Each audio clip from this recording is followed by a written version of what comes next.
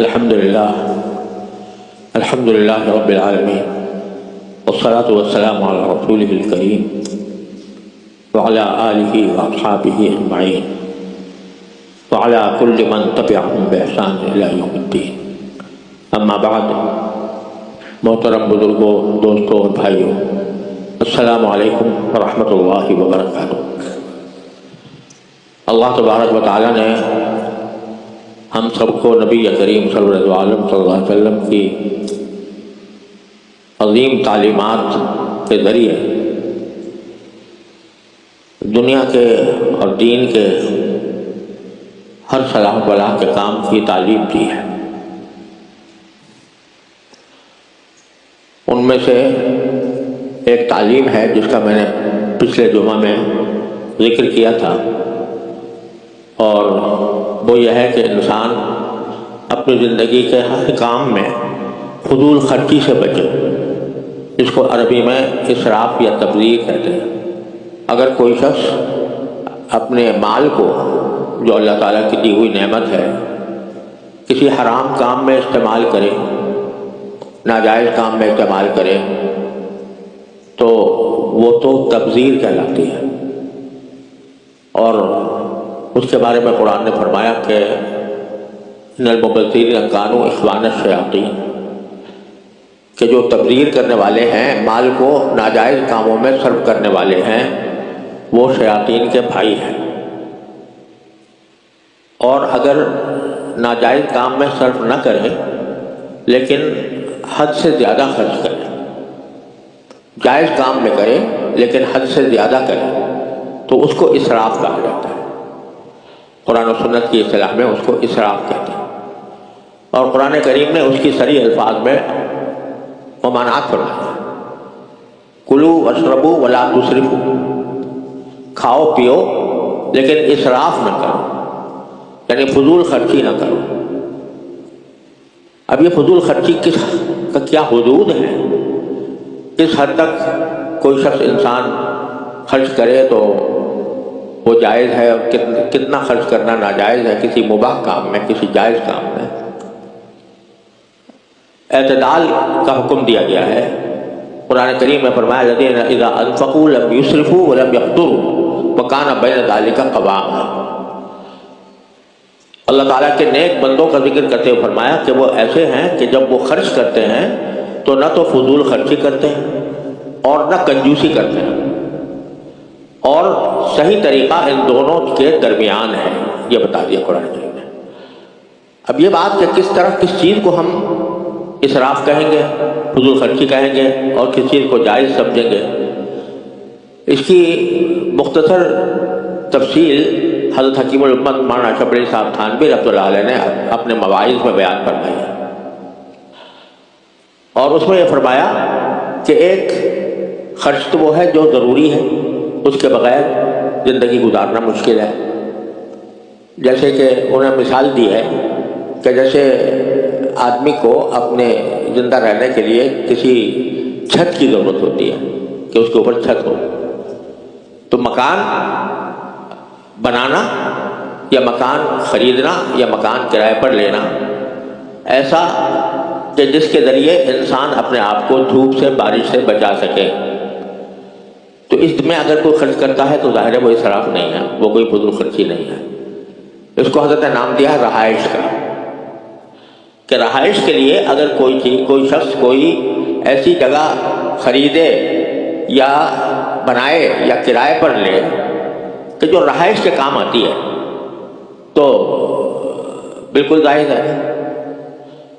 لیکن ایک صورت تو یہ ہے کہ انسان کچا مکان بنا لے، اور ایسا مکان بنا لے کہ جس کی چھت پختہ نہ ہو، تو رہائش کے کام تو آ گیا وہ، لیکن اس میں آرام نہیں ملے گا پورا. تو دوسرا درجہ ہے آسائش. آسائش کا معنی آرام، یعنی مکان بنایا لیکن مکان بھی پکا بنایا کہ جس میں انسان آرام سے رہ سکے. کچے مکان میں اتنا آرام نہیں ملتا جتنا پکے مکان میں ملتا ہے. تو یہ بھی اسراف نہیں ہے، یہ بھی فضول خرچی نہیں ہے. اگر اس کو کسی شخص نے اپنے آرام کے لیے اس میں کوئی چیزیں بنائی ہیں تو اس میں بھی کوئی حرج نہیں، اور وہ اسراف میں داخل نہیں۔ تیسرا درجہ ہے آرائش۔ یہ مکان ہے اور پکا بھی ہے، رہنے کے لائق بھی ہے، پکا بھی ہے، آرام دہ بھی ہے، لیکن ساتھ ہی بدنما ہے، یعنی دیکھنے میں اچھا نہیں لگتا۔ جیسے مثال کے طور پر پلاسٹر پڑا ہوا ہے اس کے اوپر، اور اس کے اوپر رنگ کوئی نہیں ہے مثلا، تو یہ اب رنگ کرنا آرائش ہے، تو یہ آرائش بھی میں بھی کوئی مذائقہ نہیں۔ اور آرائش میں بھی دو الگ الگ صفتیں ہیں۔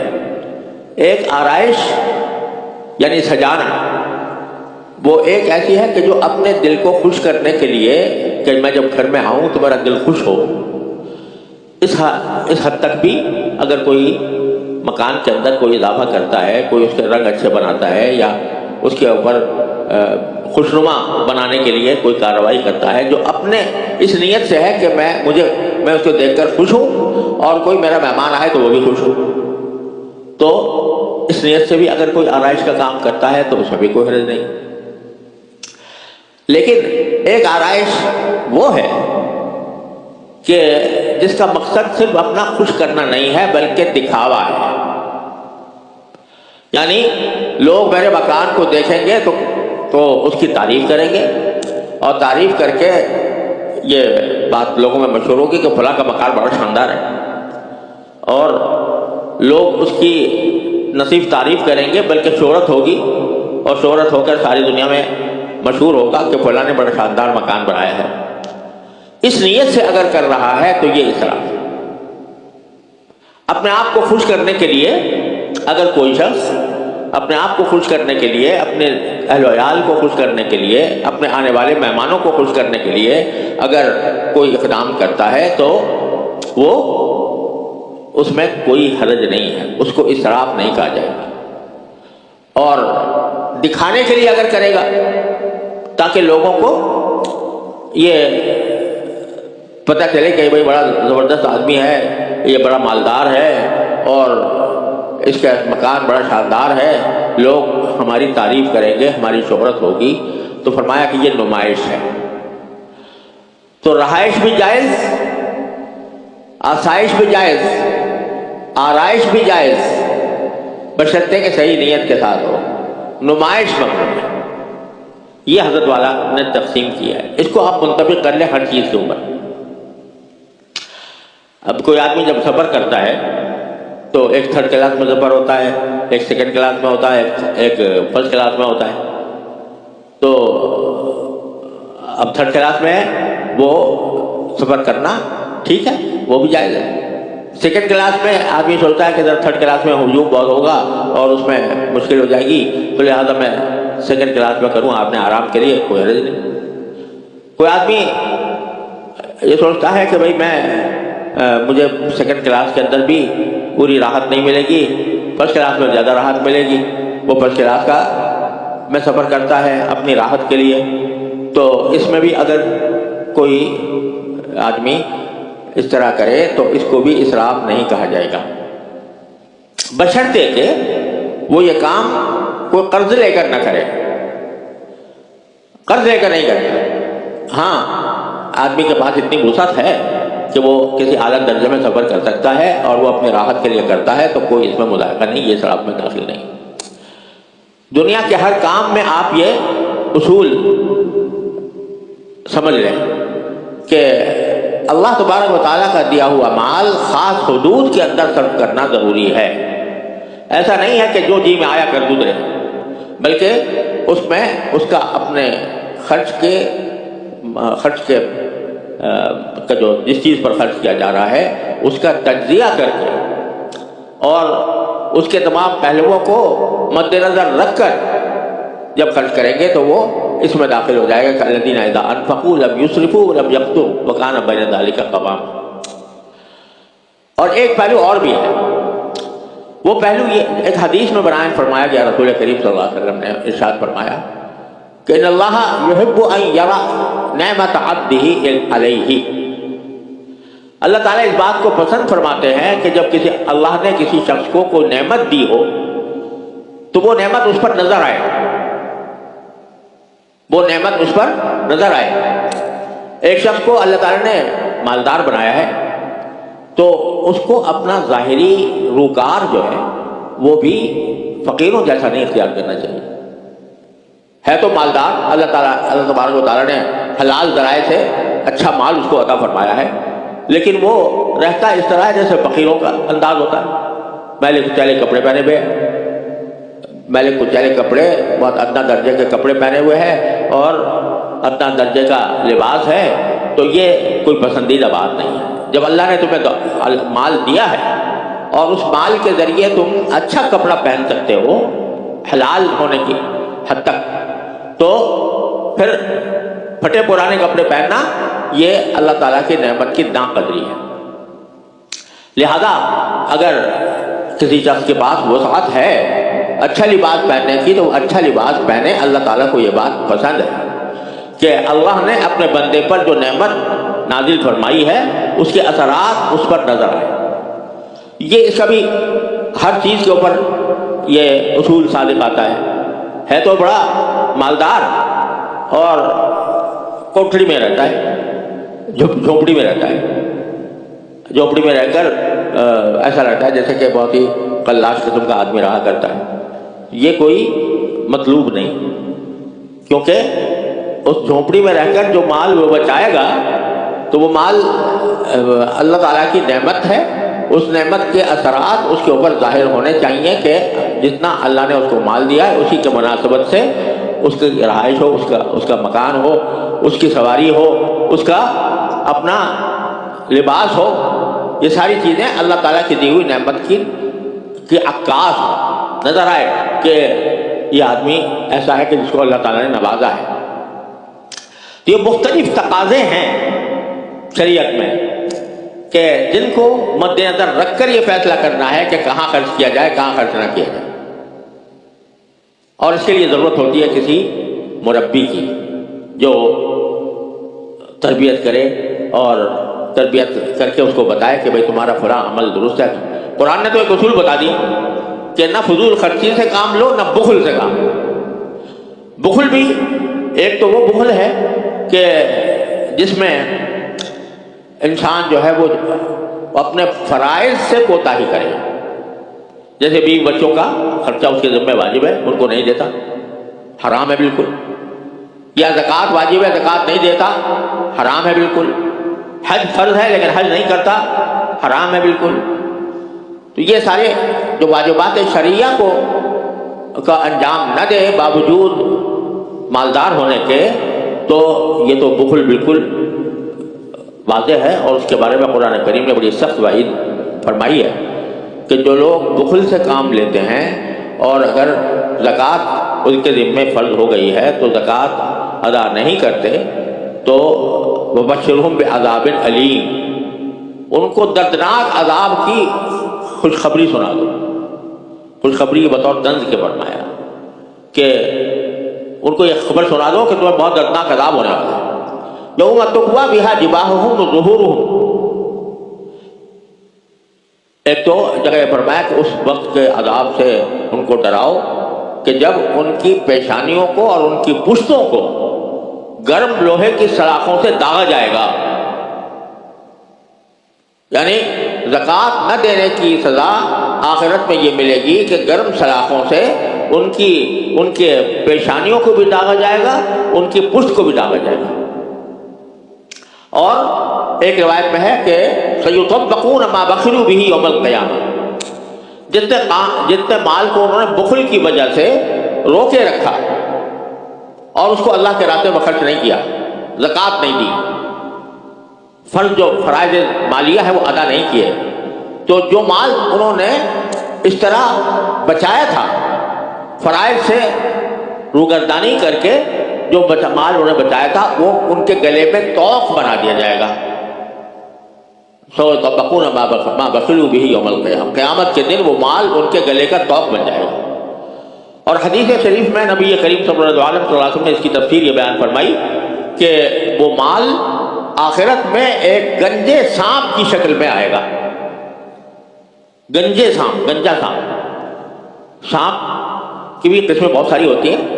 ان میں سے جو سانپ گنجا ہوتا ہے وہ گنجا ہو جاتا ہے اپنے زہر کی شدت کی وجہ سے. زہر اتنا سخت ہوتا ہے اس کے اندر کہ وہ بال اڑا دیتا ہے، تو وہ گنجا ہو جاتا ہے.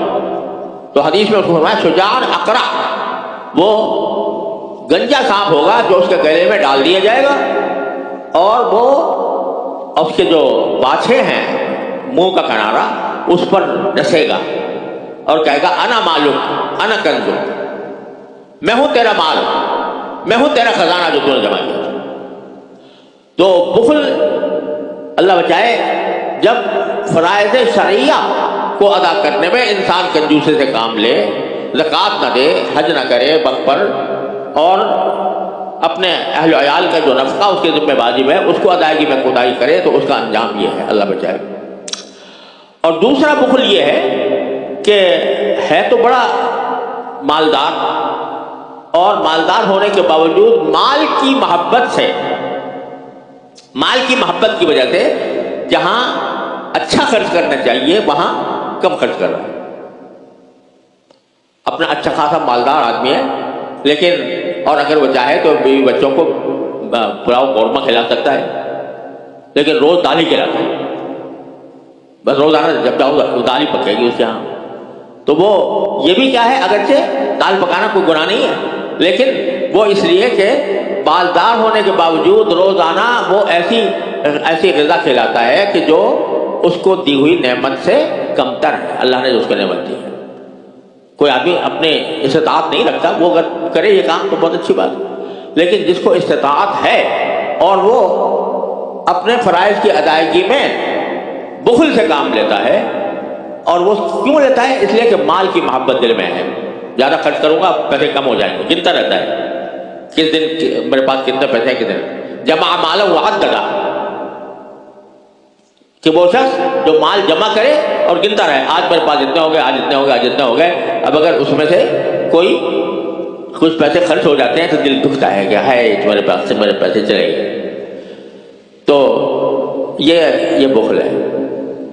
وہ ہمارے زمانے جب ہندوستان میں پاکستان نہیں بنا تھا تو وہاں پر ہم ہندوؤں کے ساتھ رہا کرتے تھے. اب ہندو میں ایک قوم ہے جو بنیا کہلاتے ہیں. بنیا جو ہے وہ اصل میں تو اس کو کہتے ہیں جو یہ جو دکانیں ہوتی ہیں نا، ہاں سے کام جو ہوتی ہے تو وہ بیچنے والا بنیا ہوتا ہے. لیکن بنیا کے بارے میں مشہور تھا کہ وہ بڑا بخیل ہوتا ہے. تو اس کی ایک مثل مشہور تھی ہمارے یہاں کہ بنیا گئے مہمان بن کر کسی کے گھر 4 دن کے لیے، اور جا کر 4 دن مہمان بننے کا مقصد یہ تھا کہ 4 دن کا خرچہ بچ گیا. 4 دن اگر گھر میں رہتے تو 4 دن کا خرچہ بہت کرنا پڑتا.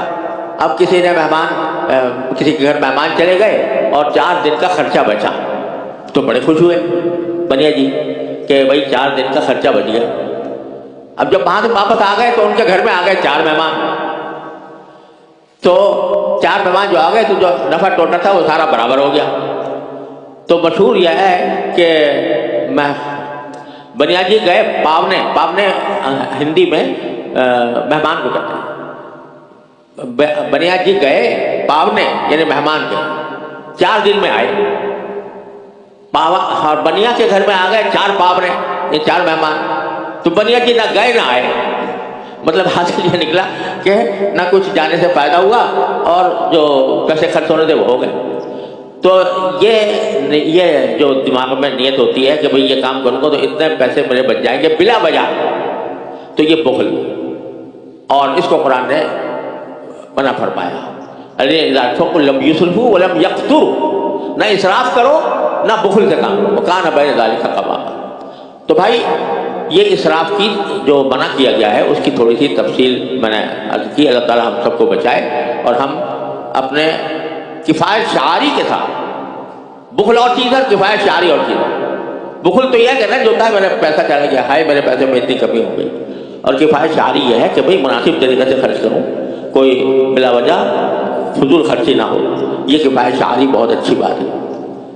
اور یہ تو ہر زمانے ہی کے لیے ہے، کوئی زمانہ اس کے لیے مخصوص نہیں ہے۔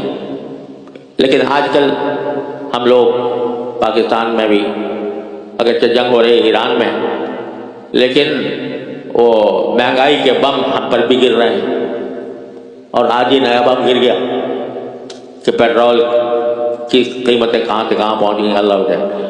اور جب وہ قیمتیں بڑھیں گی پیٹرول کی تو دنیا کی ہر چیز کی قیمت پر اس کا اثر پڑے گا، اور مہنگائی کہیں سے کہیں پہنچ جائے گی۔ اب ایسے میں جو واحد راستہ ہے وہ یہ ہے کہ حتی الامکان کفایت شعاری سے کام لیا جائے۔ میں کل پچھلی مرتبہ بھی کہا تھا، آج پھر دہراتا ہوں کہ یہ جو ہمارے یہاں مزاج بن گیا ہے، یعنی دکانوں کے ظہر تک کھلنے کا، یہ دنیا میں اور کہیں نہیں ہے، صرف ہمارے ملک میں ہوا ہے۔ اس کی وجہ سے بجلی کا بے انتہا نقصان ہوتا ہے، اس کی وجہ سے بے شمار نقصانات ہیں۔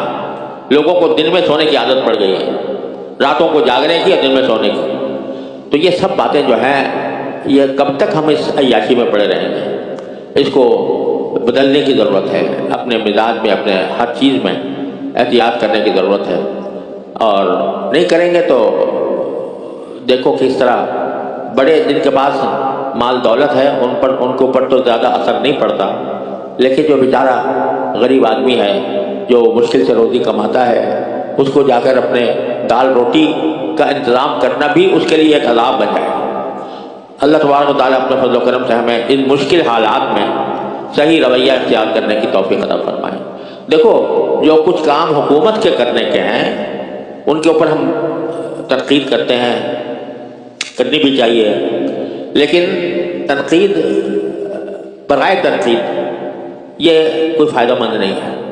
لیکن جو کام ہمارے کرنے کے کہ ہم اسراف سے بچیں، کفایت شعاری اپنائیں، یہ ہمارے اختیار میں ہے۔ حکومت بدلنا ہمارے اختیار میں نہیں، حکومت کو کسی بات پر مجبور کرنا ہمارے اختیار میں نہیں، لیکن اپنا کام جو ہے اس میں اس کو صحیح رکھنا یہ کم از کم ہمارے اختیار میں ہے، اس کو درست کرنا چاہیے۔ اور پھر باقی کے لیے واحد راستہ ہے اللہ تبارک و تعالیٰ سے رجوع الی اللہ، اللہ تعالیٰ سے یا اللہ ان حالات میں ہم گر گئے ہیں اور سوائے آپ کے ہمیں ان سے کوئی نکالنے والا نہیں ہے، اے اللہ اپنے رحمت سے ہمیں ان برے حالات سے نکال دے، ہمارے حالات میں تبدیلی پیدا فرما دے۔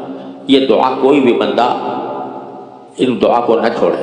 قرآن کریم بھرا ہوا ہے اس بات سے کہ جب تمہیں کوئی مصیبت پیش آئے، کوئی تنگی پیش آئے تو اللہ کے اوپر کی طرف رجوع کرو، وہی ہے جو مسبب الاسباب ہے، وہی ہے جو حالات تبدیل کرنے والا ہے۔ لہذا اس دعا سے کوئی مسلمان خالی نہ رہے کہ یا اللہ یہ جو کچھ جنگ کے نتائج ہمارے اوپر مسلط ہو رہے ہیں، اے اللہ اس سے نکالنے والے آپ ہی ہیں، آپ ہی ہمیں نکالے، اور ہم آپ سے اسی کی استدعا کرتے ہیں، اسی کی التجا کرتے ہیں کہ آدمی پورے حضور قلب کے ساتھ اس دعا کو ہر نماز کے بعد اہتمام سے کرے تو کچھ بعید نہیں ہے کہ اللہ تبارک و تعالی ہم پر فضل فرما دے۔ وآخر دعوانا الحمدللہ رب العالمین۔